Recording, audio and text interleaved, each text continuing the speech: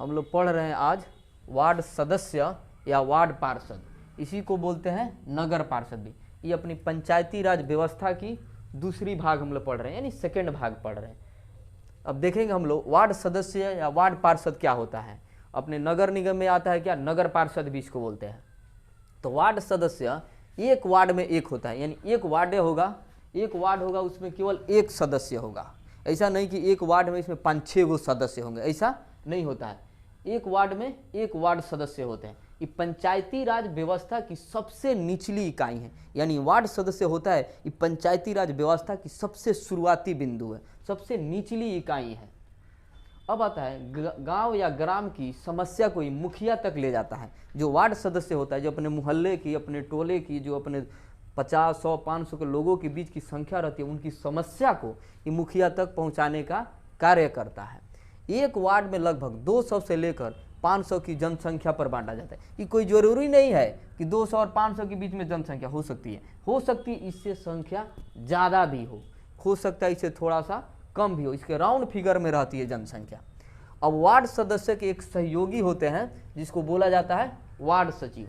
जब वार्ड सदस्य का चुनाव हुआ उसके बाद जब होता है कि अपने सहमति से और जनता के सहमति से वार्ड सचिव बनाया जाए, तो जो वार्ड सचिव बनाया जा रहा था उस टाइम देखने को मिला होगा, आप लोगों को भी मिला होगा कि बहुत सारे लोग हम बनेंगे, हमारा आदमी बनेगा, हमारा आदमी, क्योंकि लोगों के अंदर ये धारणा बैठ गई थी कि सरकारी जॉब है और लोग इसे हमारे घर के बच्चे बनेंगे या किसी और के घर के बचेंगे तो उनके गवर्नमेंट पैसा देगी। लेकिन ऐसा सिस्टम नहीं है। 5 साल के बाद इनकी भी सेवा समाप्त हो जाती है और इनका कार्य होता है कि वार्ड सदस्य जो कार्य कर रहे हैं उसमें इनकी सहानुभूति और इनकी उपस्थिति और इनका सपोर्ट भी जरूरी है। ये दोनों मिलकर अपने वार्ड सदस्य जो होते हैं और क्या वार्ड सदस्य के सचिव होते हैं, जो इनके सहयोगी होते हैं, ये दोनों मिल के कार्य करते हैं ताकि इनका जो वार्ड है वो विकास के क्षेत्र में बढ़े, यानी आगे प्रगति करे। ये दोनों मिल के कार्य करना चाहते हैं और करते भी हैं। अब इसके लिए होता है इनके चुनाव लड़ने के लिए या चुनाव में नामांकन होने के लिए इनकी उम्र कितनी होनी चाहिए, 21 वर्ष से ज़्यादा होनी चाहिए। पहले तो हम लोग जानेंगे जो 18 वर्ष के होते हैं उन्हें भारत सरकार या बिहार सरकार आदेश दिया है या उनकी अधिकार है कि आप मत दे सकते हैं, यानी वोट दे सकते हैं। इससे जिनकी आयु कम होगी या उम्र कम होगा वो वोट दे ही नहीं सकता, तो चुनाव लड़ने की बात ही दूर है। इनकी एज 18 साल होनी चाहिए तो मत दे सकते हैं। अब 18 साल से ज़्यादा जिनकी एज होगी वो चुनाव लड़ सकते हैं, यानी इलेक्शन लड़ सकते हैं या चुनाव में नामांकन दे सकते हैं या कर सकते हैं। अब आता है जो वार्ड होते हैं उनकी एज 21 साल से अधिक हो या 21 साल हो, और वो जो सदस्य लड़ना चाहते हैं, चुनाव में दाखिला करना चाहते हैं या नामांकन भरना चाहते हैं, वे उसी वार्ड के सदस्य होना चाहिए। ऐसा नहीं है कि हम इस वार्ड के हैं दूसरे वार्ड में जा सकते हैं, लेकिन ऐसा भी नहीं है आप इस वार्ड के हैं, मान लीजिए आप सपोज कीजिए कि आप 10 नंबर वार्ड के हैं, हो सकता है आपको 22 नंबर वार्ड में इलेक्शन लड़ना है, आप जा सकते हैं, कोई दिक्कत नहीं है। लेकिन भरसक कोशिश किया जाता है कि जो जिस वार्ड का है उसी वार्ड में अपना इलेक्शन लड़े या चुनाव दाखिला करे, क्योंकि वो समझता है कि इस हमारे वार्ड में क्या समस्या है, क्या परेशानी है, हम इसको ज़्यादा से ज़्यादा समस्या का निदान करें और लोगों के बीच में अपनी क्या एक अच्छी छवि बनाएं, अपना वार्ड को विकसित करें।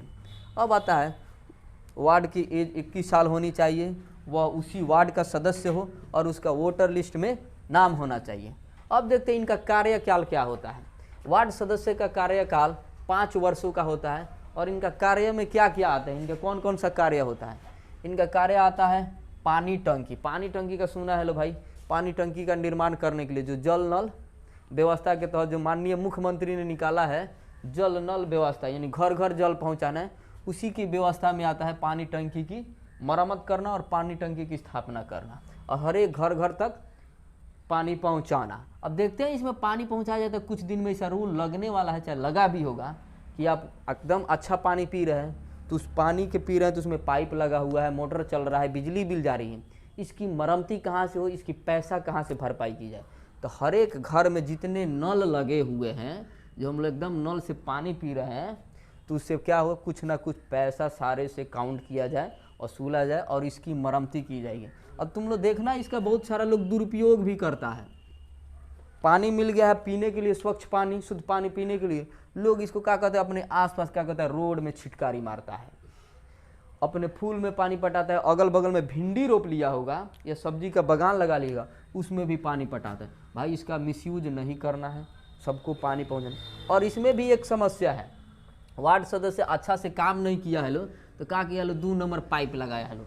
पता चलता है कि पानी का जब प्रेशर चलता है तो बहुत जगह पाइप फट जाती है और रोड में पानी का फव्वारा निकलने रहता है, आगे पानी की कनेक्शन ख़त्म हो जाती है। तो इस पे भी ध्यान देना है अपने वार्ड में, चाहे जो भी वार्ड सदस्य हैं, चाहे उनके सहयोगी वार्ड सचिव हैं, उनको इस चीज़ों को ध्यान रखना है और अच्छा से सुदृढ़ करना है कि हमारा विकास हो, हमारे वार्ड का विकास हो।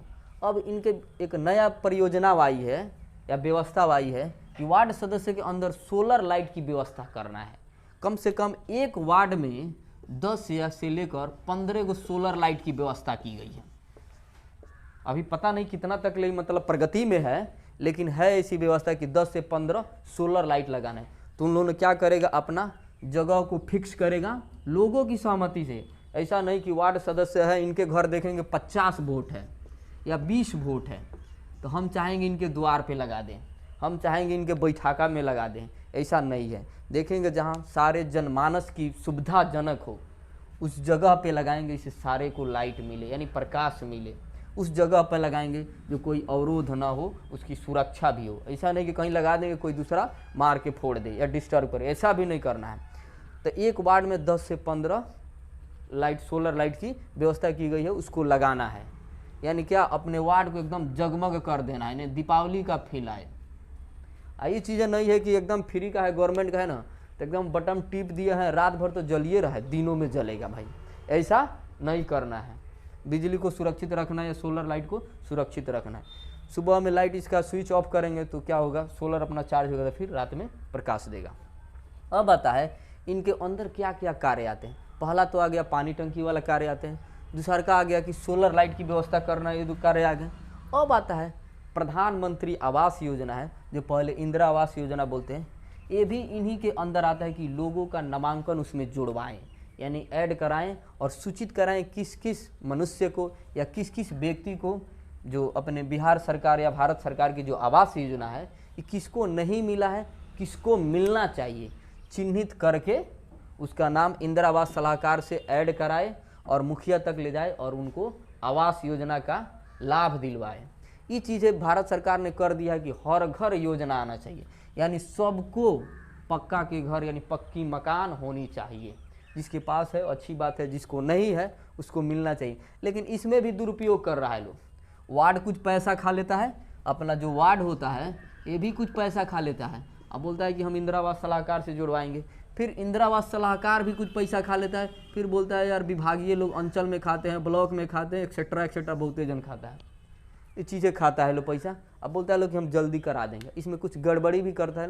और रियली बात है, बहुत सारा लोग पैसा खाता है। एक हाल ही में देखा होगा, एक वीडियो वायरल हुआ है, एक मुखिया जी हैं इंदिरा आवास सलाहकार को तगड़ा धो रहे हैं क्योंकि वो 20,000 रुपया खाए हुए हैं। भाई जनता तो वो तो चाहती है हमारा कार्य हो जाए, लेकिन ये गवर्नमेंट की पॉलिसी है भाई कि सबको इसकी योजना लाभ मिलनी चाहिए। लेकिन लोग क्या करते हैं, उन लोग पैसा मांग लेता है कि पैसा दीजिएगा तो आपका काम करेंगे, पैसा नहीं दीजिएगा तो आपका काम नहीं होगा। तो ये गलत है जनता के बीच में भी, और क्या जो इसके अधिकारी हैं चाहे जो इसके प्रतिनिधि है उनको सबको ध्यान देना है कि भाई जब गवर्नमेंट की पॉलिसी है तो हम पैसा क्यों नहीं। भाई आपको मत दे के जिताया है, आपको अपना प्रतिनिधि बनाया है, आपको अपना वोट दिया है कि आप हमारे समाज से हैं, हमारे वार्ड से हैं, आप चाहिएगा तो हमारा विकास होगा। अगर आप गलत छवि इनके सामने आ रहे हैं तो अगला बार हो सकता है आपको वार्ड न बनाए। अगर हो सकता है आप अच्छा काम कर रहे हैं, हो सकता है आपको और अच्छा प्रतिनिधित्व करने का मौका मिले और आगे आपको पोस्ट मिले। अब आता है प्रधानमंत्री आवास योजना में नाम जुड़वाना है। इन लोग का एक और दायित्व होता है, जो अपने गांव समाज में स्त्री सब विधवा हो जाती है, यानी जिनके पति का देहांत हो जाता है, उनको वृद्धा पेंशन मिलता है, उसमें भी नाम जुड़वाया जाता है कि इनकी मतलब जो भी 1500 रुपये या 2000 के आसपास रुपये आता है उन लोग को मिले। और होता है राशन कार्ड में नाम जुड़वाया जाता है। तो इस सारे समस्या वार्ड को, हमारी वार्ड निचली इकाई है पंचायत राज व्यवस्था की, हम उसको समस्या बताएंगे और उसकी जिम्मेदारी बनती है उससे जहाँ तक संभव हो ये करें, यदि उससे नहीं हो रहा है तो इस समस्या को मुखिया तक ले जाए, मुखिया से और अबल अधिकारी होते हैं उनके पास तक या प्रतिनिधि तक अपनी समस्या रखे और अपने वार्ड को विकसित करे। अब आता है इनका कार्यकाल 5 वर्ष होता है और इनको वेतन भी मिलता है। वार्ड साहब लोग को या वार्ड पार्षद लोग को और इनके जो सहयोगी होते हैं वार्ड सचिव, इन लोग को वेतन भी मिलता है। मंथली इन लोग को 500 से लेकर 1000 रुपये के बीच में इन लोग को क्या मिलता है, वेतन मिलता है। और वार्ड सदस्य मिलकर, जैसे मान लो एक पंचायत में अगर 17 वार्ड है, मान लो एक बहुत बड़ा पंचायत होगा, तो वहाँ पे एगो तो मुखिया जी होंगे और क्या होंगे 17 वार्ड सदस्य होंगे। हो सकता है 17 ना हो, 6 हो सकता है 12 हो सकता है 18 हो। तो ये वार्ड का निर्धारण कैसे किया गया है, वहाँ की जनसंख्या के हिसाब से, कितना जनसंख्या है यहाँ पे इस एक वार्ड बनाया जाए, 2 वार्ड बनाया जाए, 3 वार्ड बनाया जाए। तब क्या होता है एक पंचायत में हो सकता है 18 वार्ड हो सकता है 10 वार्ड हो, कुछ भी हो सकता है। और इन सारे से जो प्रतिनिधि चुन कर जाते हैं, जो वार्ड सदस्य चुन के जाते हैं, इन्होंने मिलकर एक उप मुखिया बनाता है या उसी में से कोई एक मुखिया बन जाता है। जैसे आप लोग वार्ड सदस्य जीत के जाए तो आप भी बोल सकते हैं हमको उप मुखिया बनना है, चाहे होता है नहीं हमको नहीं बना, आप बन जाइए, जो अच्छे हैं उनको बनना है। तो इसमें भी देखने को मिलता है गांव समाज में जो उप मुखिया बनता है वो वार्डों को खरीद बिक्री करता है कि तुम मेरा सपोर्ट करेगा तो हम तुमको 10,000 रुपये 5,000 रुपये देंगे या 1,000 रुपये देंगे, जो भी हो। अब क्या होता है, ये नहीं है कि सारे वार्ड को अपने फेवर में कर लिए तो मुखिया जी का पोस्ट खा जाएंगे, ऐसा नहीं है, समझ रहे हैं। अगर होता है कि आप वार्ड सदस्य मिलकर उप मुखिया बनाते हैं, यानी हो सकता है मुखिया जी आपके सिस्टम में गड़बड़ी कर रहे हैं तो उसको कौन खोज सकता है, उप मुखिया खोज सकता है। ये तो अधिकार आपका भी आप खोज सकते हैं, लेकिन होता है जो उसमें उस विभागीय हैं वो अच्छा से जांच पड़ताल करे, उस सिस्टम में हैं, उनको सारे चीज़ों को अवगत कराएं कि आप यहाँ पे गड़बड़ी कर रहे हैं, इस सिस्टम को सुधारना चाहिए। तो उसी में से जो वार्ड सदस्य चुन कर जाते थे उसी में से एक क्या होता है, उप मुखिया बनता है। और उप मुखिया का कार्यकाल भी क्या होता है, 5 वर्ष का होता है। वार्ड सदस्य का भी 5 वर्ष का होता है, यहाँ तक कि मुखिया जी का भी कार्यकाल 5 वर्ष का ही होता है। यदि किसी समस्या से मुखिया जी अनुपस्थित रह रहे हैं तो उनके कार्यभार को उप मुखिया साहब संभाल सकते हैं। अब बाई मिस्टेक मुखिया जी की मृत्यु हो जा रही है, देहांत हो जा रही है, उनका इंतकाल हो जा रहा है, तो उस जगह को कौन भर सकते हैं, जनता और वार्डों की सहमति से उप मुखिया उस पद को अपग्रहण कर सकते हैं। अन्यथा वहाँ पर फिर से री इलेक्शन होगा, यानी फिर से चुनाव होगा और उसके बाद उस जगह को भरा जाएगा। नहीं तो उप मुखिया वार्ड सदस्य एवं जनता की, उस पंचायत की सदस्यों से, वहाँ की सहानुभूति से, वहाँ के लोगों के विचारों और व्यवहारों से संगठित होकर उस पद को ग्रहण कर सकते हैं। इसमें कहीं को दिक्कत किसी को, आप लोगों को कहीं कन्फ्यूजन दिक्कत है तो पूछ सकते हैं।